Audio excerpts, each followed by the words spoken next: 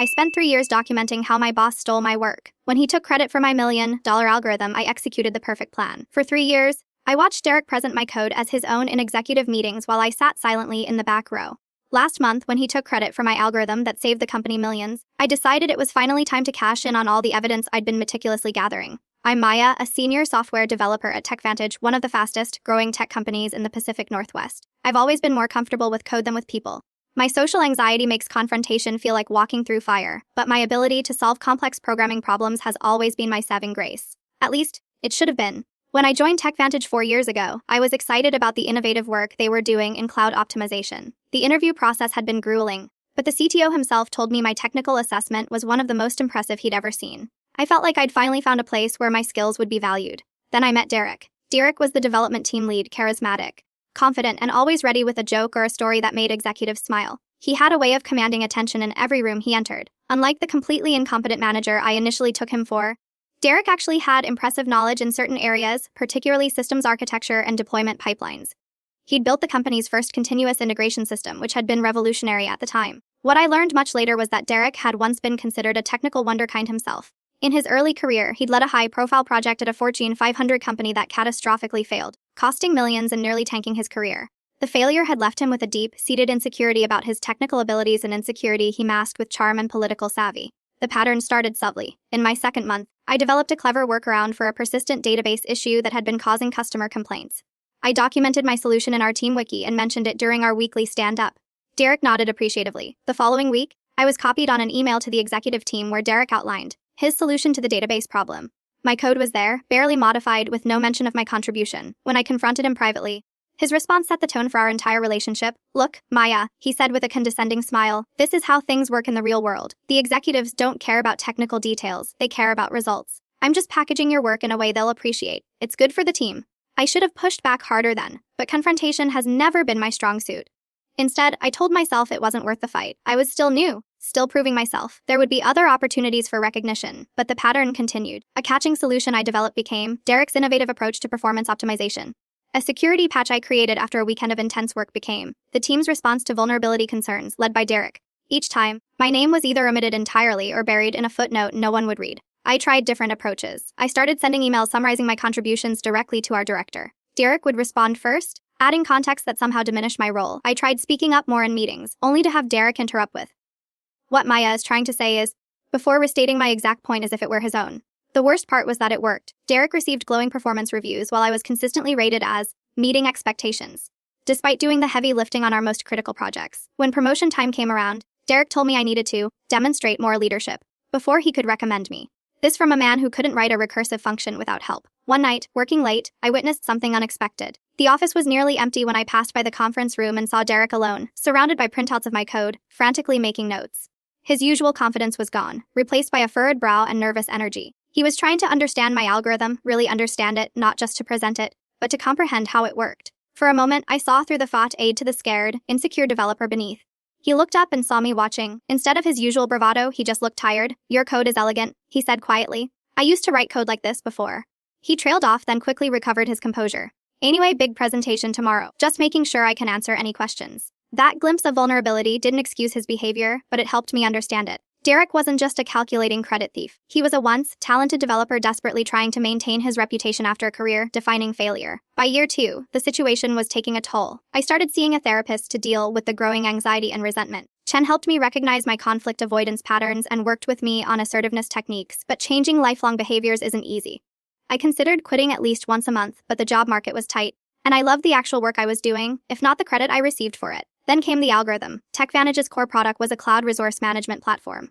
As our client base grew, inefficiencies in our allocation system were causing escalating costs. In performance reviews, customers were complaining about slow response times during peak usage. The executive team made solving this problem a top priority, with a substantial bonus promised to whoever could fix it. I spent 6 months of late nights and weekends developing an adaptive resource allocation algorithm. It was the most complex piece of code I'd ever written, elegant, efficient, and revolutionary in how it predicted usage patterns. When I finally perfected it, the results were immediate and dramatic: 40% reduction in cloud computing costs and a 65% improvement in response times. I documented everything meticulously and prepared a detailed presentation explaining the approach. For once, I thought my work would be too substantial, too important to be appropriated. I was wrong. The day before the executive review, Derek asked me to walk him through the algorithm so he could better represent the team's work. I spent 2 hours explaining the code, watching his eyes glaze over at the technical details. He took cursory notes and thanked me for my input. The next day, I sat in the back of the conference room and watched in disbelief as Derek presented my algorithm as his brainchild. He had renamed variables and functions to obscure the origin, but it was unmistakably my work. He stumbled through technical questions, deflecting with, "We can discuss the details offline," whenever he couldn't answer. The executives were impressed. The CFO called it a game changer. The CEO mentioned the potential for a patent. And through it all, Derek nodded and accepted congratulations while I sat silently, my hands trembling with rage beneath the conference table. The final straw came a month later. The company announced its annual Innovation Awards.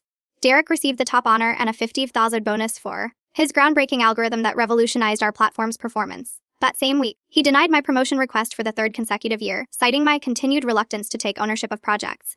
That night, I came home to my empty apartment and broke down. My cat, Ada, named after Ada Lovelace, naturally, watched with concern as I sobbed on the couch. When the tears finally stopped, something had changed inside me. The passive, conflict, avoidant Maya was gone. In her place was someone new, someone who had finally had enough. I opened my laptop and created a new folder, Operation Accountability. The next morning, I arrived at work with a clarity I hadn't felt in years. If TechVantage valued documentation and evidence above all else, as they constantly reminded us in compliance trainings, then documentation and evidence were exactly what I would provide. I started by taking inventory of what I already had. For the past 3 years, I'd been unconsciously building a case emails where Derek asked for help on basic coding problems, Git commits showing my authorship of code he later presented, meeting notes where my contributions were recorded before being repackaged as his ideas. It was substantial but not enough. I needed to be strategic, methodical. This wasn't about petty revenge, it was about justice and recognition. And for that, I needed irrefutable proof. First, I researched Washington state law and confirmed we were a one-party consent state for recordings. I installed an app on my phone that would allow me to record conversations without obvious notification. I also set up automatic archiving for all my work communications. Next, I created a detailed timeline of every project I had worked on, with specific documentation of my contributions and subsequent instances where Derek had claimed credit. I was surprised at how extensive the pattern was when laid out chronologically. I also needed allies, but carefully chosen ones. Trust had become a scarce commodity for me at TechVantage. My first potential ally arrived unexpectedly. Zoe was a new junior developer who had joined our team fresh out of college. Unlike most newcomers who were instantly charmed by Derek, she seemed to see through him. During her second week, she came to me with questions about a codebase that Derek had claimed to have written. I asked Derek about this authentication module. She whispered at my desk, but he gave me a really vague explanation that didn't make sense. Then I saw your name in some of the older comments. Did you write this? I hesitated, then nodded. I thought so, she said. The code style matches the other modules you've worked on. It's really elegant, by the way. I wish I could write code like this.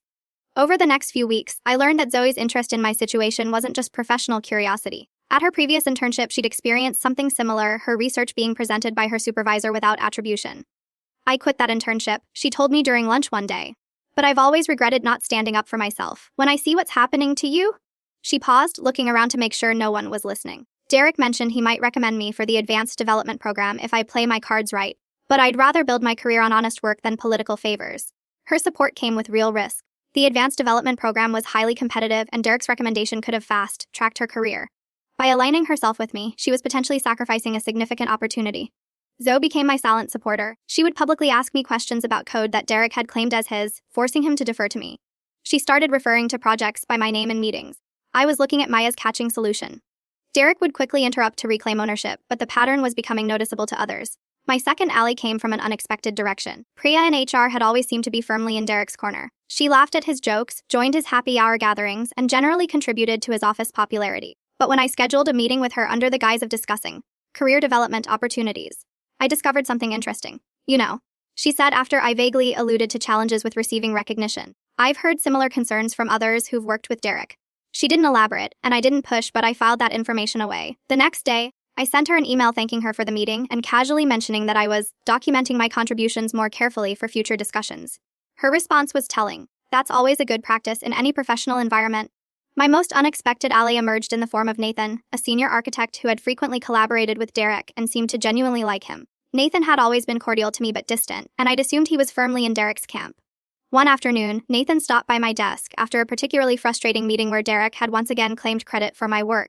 You know, he said quietly, I've known Derek for 7 years. He wasn't always like this. I looked up, surprised by both his presence and his comment. Used to be brilliant, truly brilliant, Nathan continued. But after the Meridian project failure, something changed. He became more political. The Meridian project, I asked. Before your time, it was supposed to be revolutionary, Derek's design. When it failed, it nearly took down the company he was working for. He was devastated. Over the next few weeks, Nathan began subtly supporting me in meetings, asking pointed questions that highlighted my contributions. When I asked him why he was helping me, his answer was revealing. "I respect Derek's abilities in many areas," he said, "but what he's doing to you isn't right, and it's not helping him either. He's become so focused on maintaining his reputation that he's forgotten how to actually earn it." My most valuable allies, however, were people who no longer had anything to lose. Through LinkedIn, I connected with 3 former TechVantage employees who had worked under Derek. Each had left within the past 2 years, and each had stories that mirrored my own.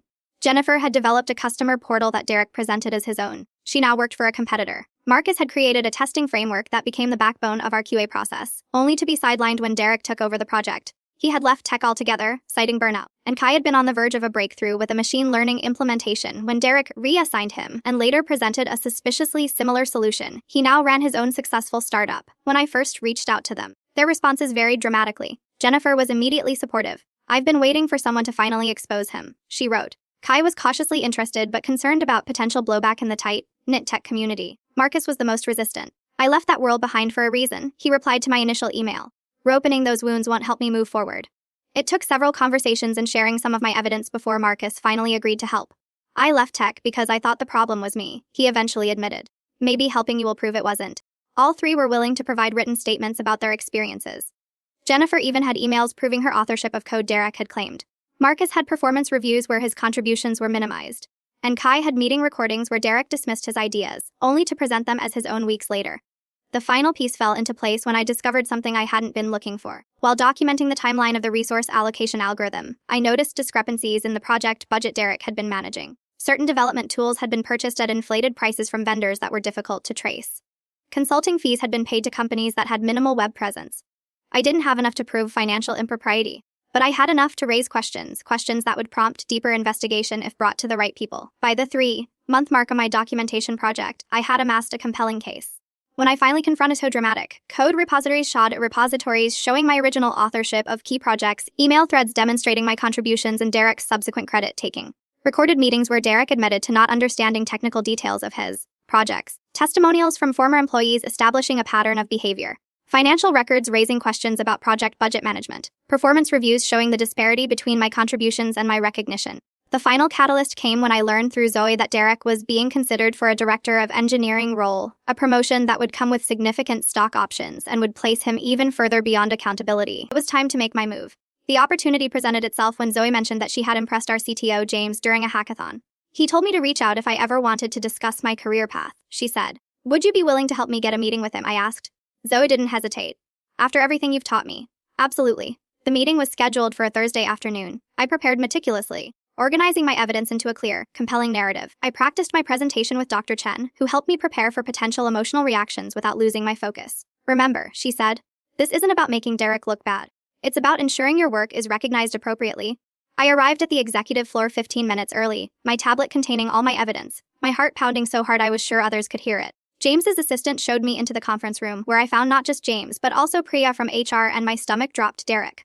"Maya," James said warmly, "I hope you don't mind. But when I heard you wanted to discuss project attribution, I thought it made sense to include Derek as your team lead. And Priya is here to help us navigate any HR considerations."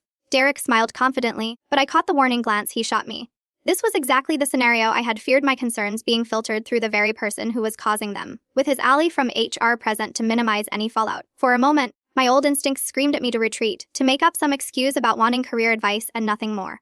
But then I remembered all those nights watching Derek present my work, all those promotions denied, all those bonuses he'd received for my innovations. I took a deep breath. "Thank you for making the time. I appreciate having everyone here, as what I need to discuss affects all of us." Done. I connected my tablet to the display and opened my presentation. Over the past 3 years, I've noticed a concerning pattern regarding the attribution of technical work within our team. I've documented this pattern extensively, and I believe it's having a significant impact on both my career progression and ultimately the company's technical integrity. Derek leaned forward.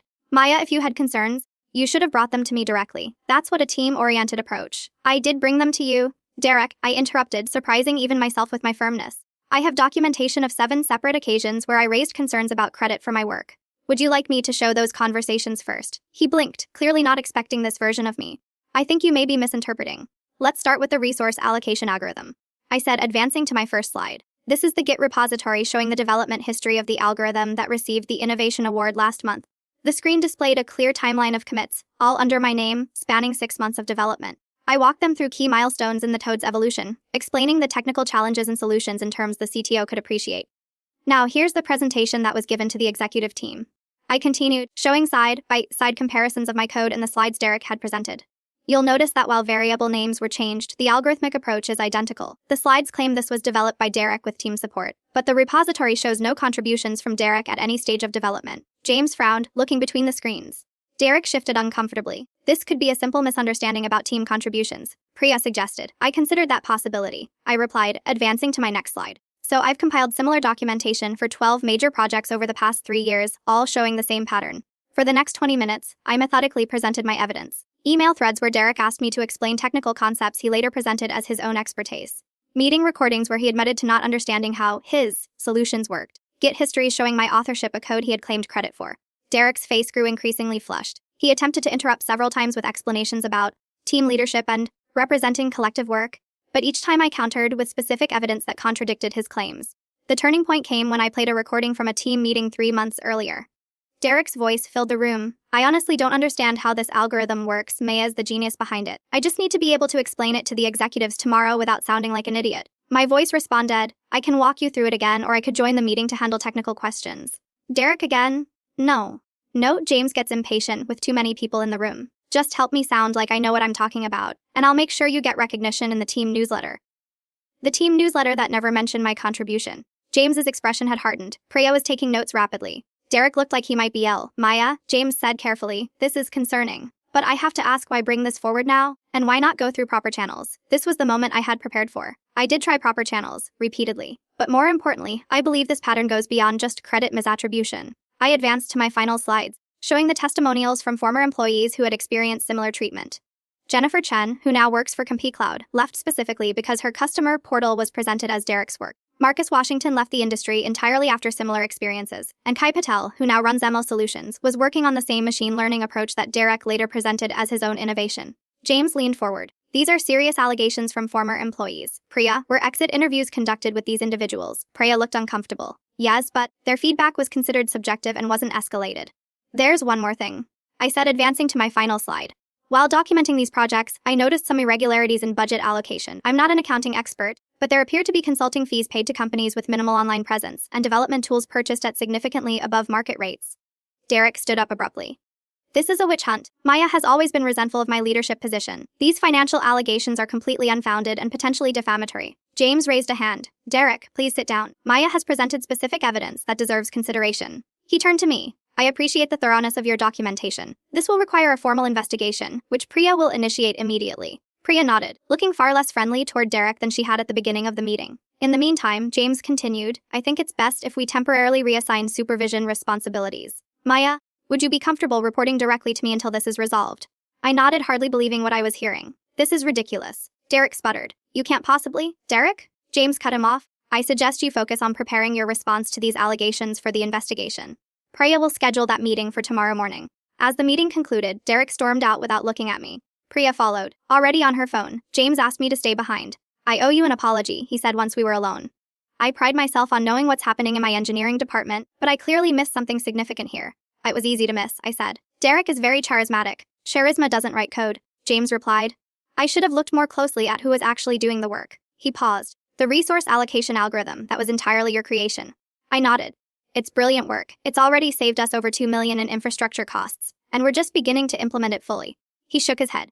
We need to correct the attribution immediately, including on the patent application. As I left the executive floor that afternoon, I felt lighter than I had in years. The battle wasn't over, but for the first time, I had been truly seen. The investigation moved with surprising complexity.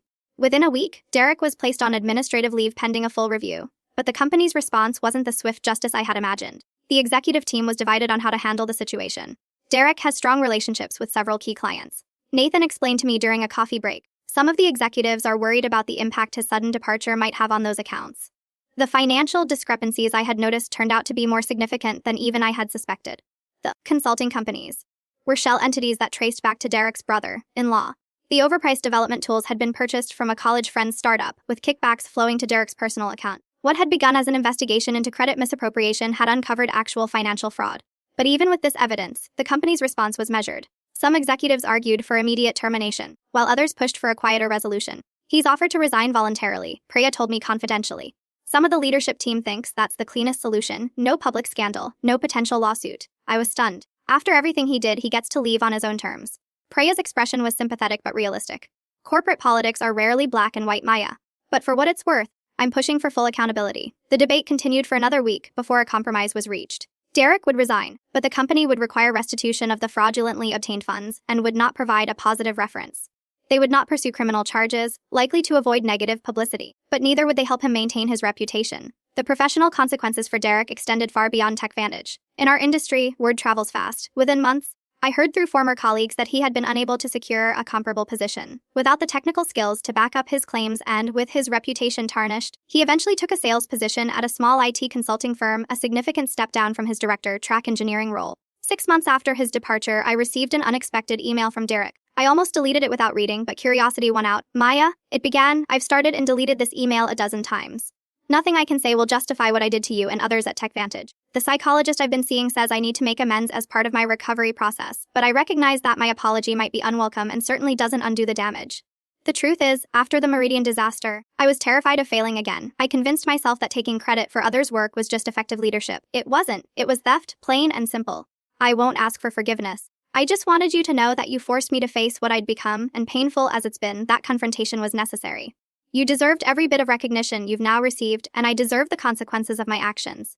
Wishing you continued success, Derek. I never responded to his email. I wasn't ready to offer forgiveness, and I suspected that wasn't really what he was looking for anyway. But the message did provide a kind of closure, confirmation that my actions had forced at least some reflection. As for me, the changes were equally dramatic but far more positive. James offered me Derek's position as team lead, but after careful consideration, I proposed an alternative. I'm not sure traditional people management is the best use of my skills, I told him. What I'd really like is to lead a specialized innovation team focused on core algorithm development, reporting directly to you. James didn't just agree, he was enthusiastic. That's exactly the kind of role we need. You'll have budget for 3 additional developers and autonomy to pursue promising optimizations. We also discussed compensation adjustments. The company provided back pay for the raises I should have received over the previous 3 years, along with a substantial retention bonus. The Innovation Award for the resource allocation algorithm was officially reassigned to me, along with the associated financial bonus. Perhaps most satisfyingly, my name replaced Derek's on the patent application. Seeing Maya Chen listed as the primary inventor gave me a validation I hadn't realized I needed so desperately.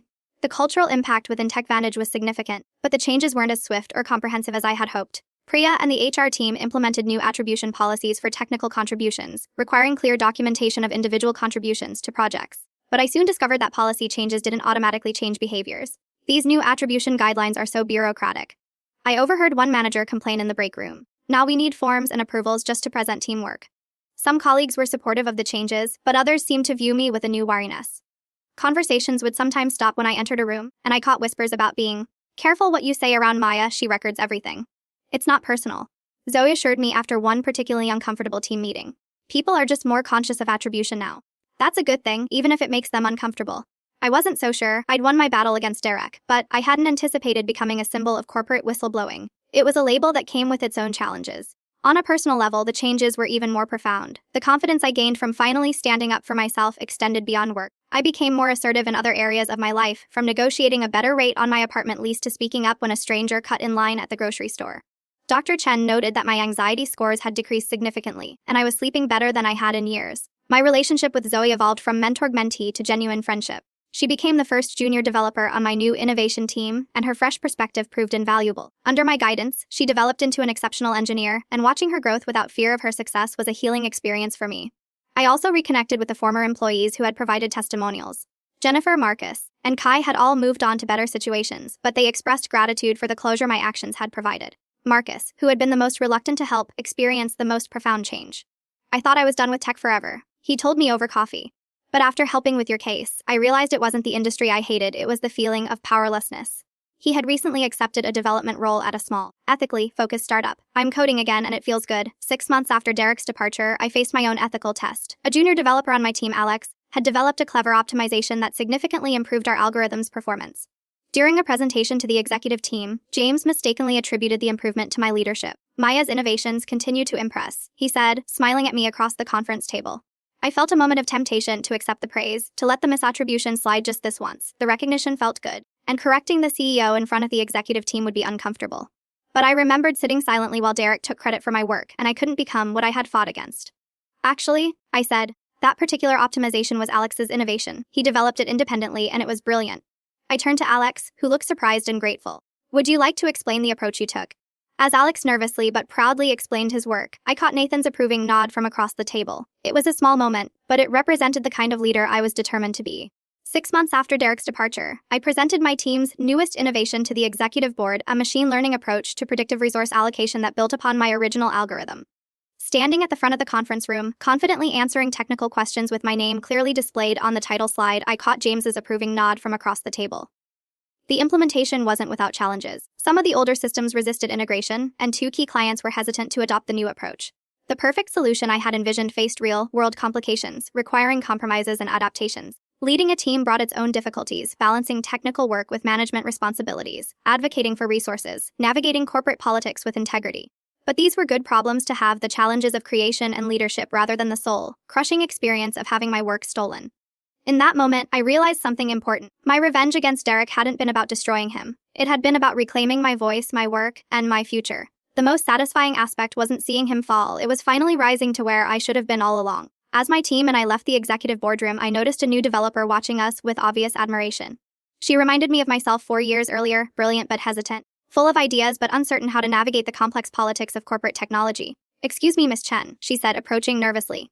"I just joined last week, and I've been studying your resource allocation algorithm. It's absolutely brilliant. I have some ideas for potential enhancements, but I wasn't sure if I should die." "I'd love to hear them," I interrupted with a smile. "And please, call me Maya," as we walked to my office. I made a silent promise to myself and to every overlooked developer who would come after me in my team. Brilliance would never be silenced, credit would never be stolen, and no one would ever have to spend years documenting injustice just to be heard. Sometimes the best revenge isn't about getting even, it's about creating the environment you always wished existed. And in that sense, my revenge wasn't just sweet, it was transformative, not perfect, not without ongoing challenges, but fundamentally changed for the better. The system wasn't fixed, I had no illusions about that. Other Dereks existed in other companies, and even within TechVantage, the cultural changes would require constant vigilance and reinforcement. But I had created a small corner of the tech world where talent was recognized, contribution was honored, and integrity mattered. As I listened to the new developers' ideas, which were genuinely innovative, I realized that my journey had come full circle. I had become the leader I needed when I first joined TechVantage. The leader who listens, who gives credit, who lifts others up rather than climbing over them. That, more than any revenge against Derek, was my true victory.